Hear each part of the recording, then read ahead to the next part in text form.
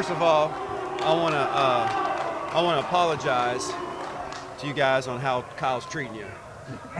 I see he keeping you outside. It's 32 degrees. He's got you out there. You're going to get pneumonia and get frostbite. Cutting you a period of practice today. I'm going to talk to him about it, guys. I promise you, ladies. I'm going to try to see what I can do with him. But just seriously, as you know, we're going to shrink it back just a little bit practice, so therefore we're pushing you guys out just a hair earlier. You're going to see the same things that you've been seeing. We're just going to move to our team segments just a hair faster, and we're excited to get out here and get after it. Fire away. The decision to compress practice, what goes into that? Well, our job, I said in the press conference on whatever that day was, Monday, is to get them recharged physically, emotionally, psychologically. It's an open date. This time of year, it's typical across the country for if you're playing this late in the year, an open date this late, to really take it off of them. So we're going to emphasize speed and quality over length of practice and quantity. So no tackling this week, maybe a little bit next week? Yeah, we're going to get more physical next week, and this week it's more about mental. It's about kind of the psyche and the running around, and we're going to take away music today at practice, and not as a punishment, but just as a focus to create our own energy, and we got to be able to do that. Do you scrimmage the younger guys? No, I'm not going to do that right now. Not going to do that right now. My focus is getting ready the guys that are going to be going to Baton Rouge for us right now, and we need those guys that serve as scouts to be at their best. But right now our focus is on the guys that will be going to Baton Rouge. I think it's kind of a whirlwind the last few days. Has it started to slow down a little bit for you? Not really, to be honest with you. But it's okay. I'm kind of going on adrenaline, and it's been good, and everybody's been great in the building. Randy Ross and I have been working hand in hand a lot, just developing the plan for the next several weeks, getting that mapped out, and now it's time to do some football. Is there anyone hurt that might not be able to play it, been playing? Not that I'm aware of. We shouldn't anticipate losing anybody from a medical standpoint that hasn't been playing. Let me think that right. No, I do anticipate Jalen Catalan not being available for the rest of the year. He had a minor injury that's going to affect him, and he'll be out the rest of the year. Is the recruiting plan for Thursday, Friday, Saturday kind of like it was? Or No, we're changing that. Our emphasis right now is this team, and we've been working hard on the recruiting trail, just on the phones. And one of the things that we originally planned to do, I'd really planned to do, is the best thing that we could do is go see the guys that are currently committed. We've already done that. We've already used the fall evaluation period to hit every one of our guys that were committed or are currently committed. So you can't double dip that. So anything else beyond that right now, in my opinion, would be counterproductive. How do you split up the quarterback reps? We're going to let them all play a little bit, and just like we are at a lot of desperate positions. Joe and I talked about that today, and we're just going to kind of, as we ease into the week, and I don't mean that in a soft term, but as we ease into the week of prep, we're going to make sure that all those guys to kind of reestablish themselves. I mean, look, we all know this.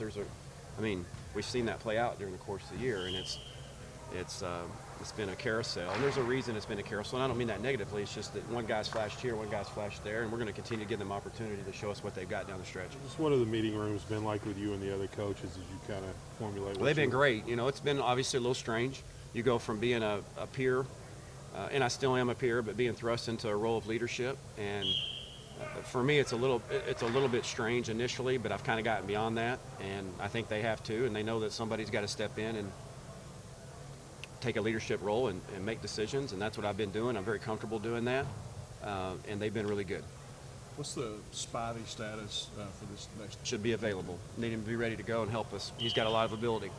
Devion getting closer? Not really. Maybe the open date will do him some good, but sure, he's getting closer. I mean, I shouldn't say that. I mean, he's not going backward. And I wish to know more later in the week, but right now he's improving, but still not quite there. Hold on, right here. I know it's only been a few days since the transition, but have any players approached you about potentially transferring? Not to me, they have not. They probably couldn't catch me if they wanted to. I've been running around like a chick with my head cut off. The Catalan injury, you talked to him, how's he? He's on the rebound. He'll be fine. How impressive was it for LSU to go into Tuscaloosa this weekend and get that win? Very. I mean, they've got a great football team. You can see that. Mature, physical, gifted. Not a whole lot different than a lot of the LSU teams that they had together over the years, but this one seems to be playing with more moxie and belief. Very impressive win. Anytime you go anywhere on the road and win in our conference, it's a pretty big accomplishment, much less Tuscaloosa. So it was an impressive win. It's a big first game to try to get ready for, but I mean, can you kind of really get them motivated on that? I mean, you know, if you can't get motivated in the situation that we're in, then something's wrong with you. I mean, to go and have 2 weeks to, you know, try to make an attempt to shake what's on us, and you know, playing the #1 team in the country at night in Death Valley. I think they're known for being pretty good at night there. But, you know, we went there in 2015 at night and played a great football game, and that's what our focus is to go again and to play. You guys have heard me say this repeatedly, and our guys are probably already sick of it, to play our best football game that we played this year. All together, OD, special teams together. If we'll do that, I think our guys will walk out of there feeling good about it. Have there been any new guys step up as leaders since the news, other than, you know, Scuda, Socha? Nothing I perceive, but I think that'll show its head in the next 10 days. Again, this is our first practice on the field today, and so there's a lot of different types of ways to lead. Some are more vocal than others, and I think you'll see that emerge. Best way at this point to lead is do your job and do it the very best you possibly can do, and that's what we need the whole organization to do. Is CJ out? How have the others tight ends stepped up?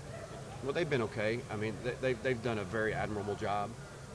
Really, truthfully, the last couple of weeks we hadn't really had a lot of opportunity to make a play, and part of that is, you know, we hadn't gotten a rhythm offensively. We've had a lot of 3 and outs, and a lot of our playmakers hadn't been a chance to get involved. That's not by design. I mean, you got to give us a little credit in that regard. But when you don't get momentum and you don't get some rhythm, it's really hard to get into your game plan and get the ball distributed to the people that need it. And so hopefully we can develop some kind of rhythm here to where we can get off on our tracks or stay on our tracks and create those opportunities. 2 more. KJ shoulder. See, I told you he's mean. I mean, this guy, he's mean now. You got to watch out for him.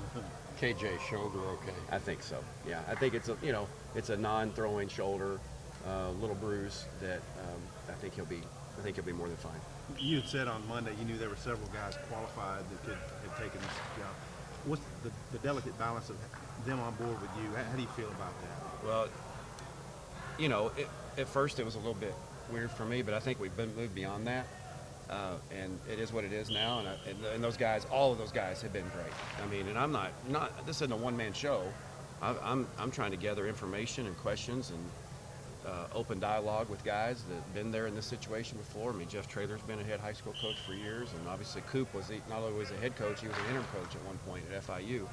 And so there's a lot of different resources available for me that I'm using, but yet at the same time, there's decisions that are having to be made hourly, almost, and which is the life of a head coach. I'm finding out, and I'm making those, and hopefully I'm making them for the best interest of our football program.